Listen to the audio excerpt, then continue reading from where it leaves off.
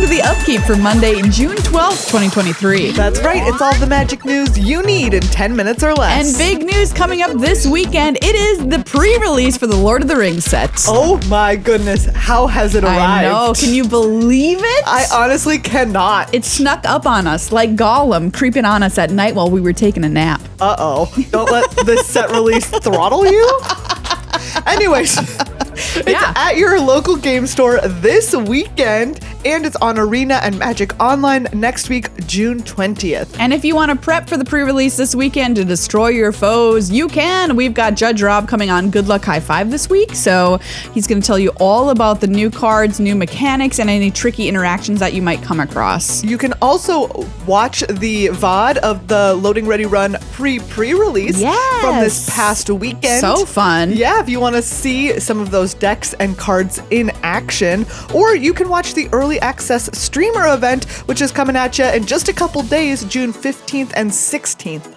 And we've got a lot more Lord of the Rings news to let you know about, too, because they've revealed a lot of stuff about this upcoming set, everybody. They revealed the entire deck lists for the Lord of the Ring Commander decks, and we've talked about them on the show before, so just a brief kind of refresher. Those are the Riders of Rohan, which is blue, red, and white. Food and Fellowship, which is white, black, and green. The Elven Council, which is green, blue. The Hosts of Mordor, which is blue, black, and red. Yeah, these decks look really sweet. And pre-order for these decks is live right now, and the release date for them is going to be June 23rd, just like the rest of the set. They also revealed some Lord of the Rings starter kit decks. Yeah, so if you know somebody who's trying to get into Magic, this is a really easy way to do it because you buy this kit as a set of 2 decks, and it's like good forces versus evil forces. Choose your fighter. And obviously, we have Mordor as the good forces and Gondor as the bad forces. Yeah.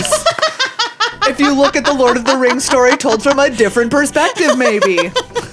Yeah, do it, decide who's good and who's bad on your own. We're not going to try and tell you. That's your own story to navigate for yourself. Yes. They also revealed all of the art from the Lord of the Rings art cards, those cards that you can find in set boosters. There are 81 of them in total, and 1 in 10 has a gold foil artist signature stamp. Yeah, these are so beautiful, by the way. I was just scrolling through the gallery of these, and just glorious. So if you're a fan of the art of this set, and who wouldn't be? Who wouldn't be? Who wouldn't be? You can get these in set boosters.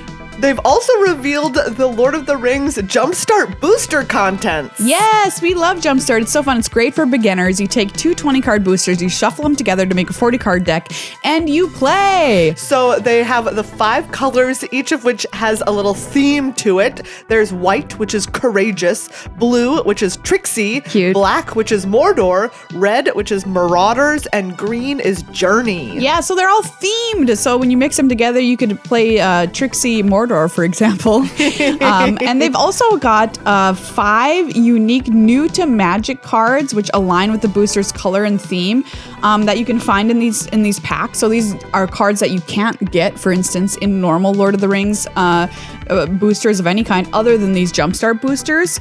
Yeah, for example, Saradoc, Master of Buckland, 3 and a white for a 2/4 halfling citizen. Whenever Saradoc or another non-token creature with power 2 or less enters the battlefield under your control, create a 1/1 white halfling creature token. Oh, cool. Tap 2 other untapped halflings you control. Saradoc gets +2/+0 and gains lifelink until end of turn. Yeah, I love that. So these are cool effects that you can't get in the normal boosters. There's Ring Wraiths, 2 in black, which this is a cool card. It's a 5/5 for 4 black. When Ring Wraiths enters the battlefield, target creature an opponent controls gets -3/-3 until end of turn. If that creature is legendary, its controller loses 3 life. When the ring tempts you, return Ring Wraiths from your graveyard to your hand. Wow, that's a sick card. I know. So like these Jumpstart boosters aren't just, playing around. They're also playing around. They're also playing around.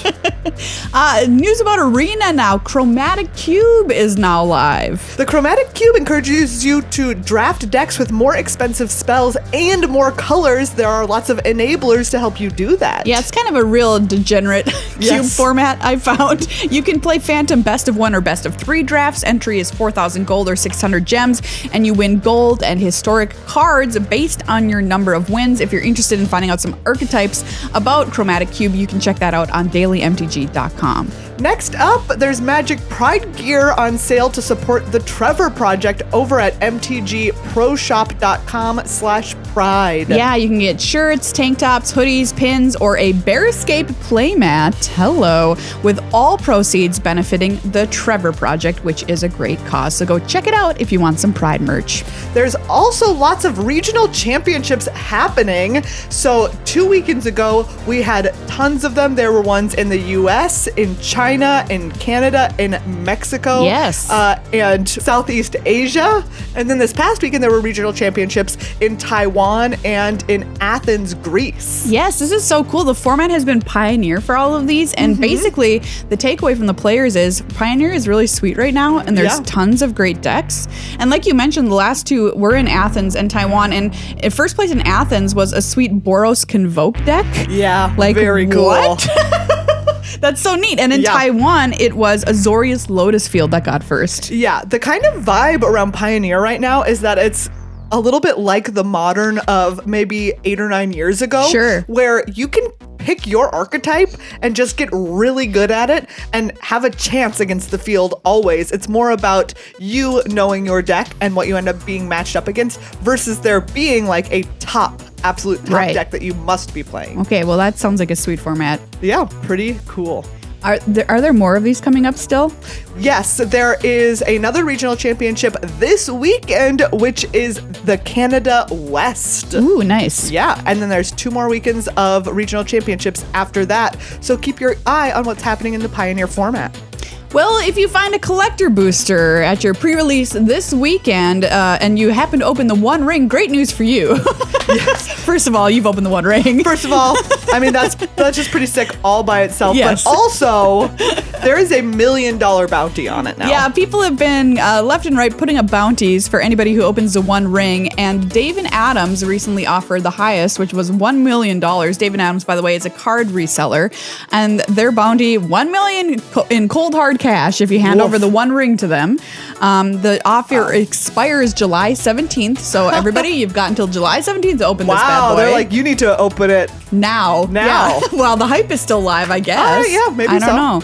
So yeah, that's kind of cool. But your chances of opening the One Ring are hilariously small. Yes. So Golgari guy on Twitter tweeted out, fun fact, the probability of finding the One Ring in a collector booster is less than 0.00003%. The probability of getting struck by lightning during your lifetime is approximately 0.0065%. Ooh, okay. So you're 200 times more likely to get struck by lightning than to open this card. Well, think on that. Who knew? Who knew that it was so very rare? Yeah, I mean, the hype is only going to intensify until we find out if somebody has in fact opened it. I'm kind of excited about it. So we'll see. We'll see. And our final piece of news this week is that the Upkeep is going on summer vacation. Wow, we're taking off the next 3 weeks. We'll be back bringing you all of the Magic news you need on July 10th. Yes. Until then, just consider nothing's happening. Yeah. I mean, it's summer in Magic. It's summer. It is a quiet time. Kind of doesn't happen as much as often. So we'll be back July 10th with new episodes of the Upkeep. But don't worry, Good Luck High Five will be live all of those weeks. So you can still check out that every Tuesday to get your Magic fix. You know, get your Magic fix. But we'll be back in July. Yeah. Thank you, everybody, for hanging out with us here on the Upkeep. If you like our show, you can check us out on Patreon. We're at patreon.com/GLHF Magic to support this show, Good Luck High Five, and everything that we make. Thanks, everybody. Yeah. See you next month. This week is our Judge Rob episode Judge Rob. For Lord of the Rings. Yeah. So check that one out.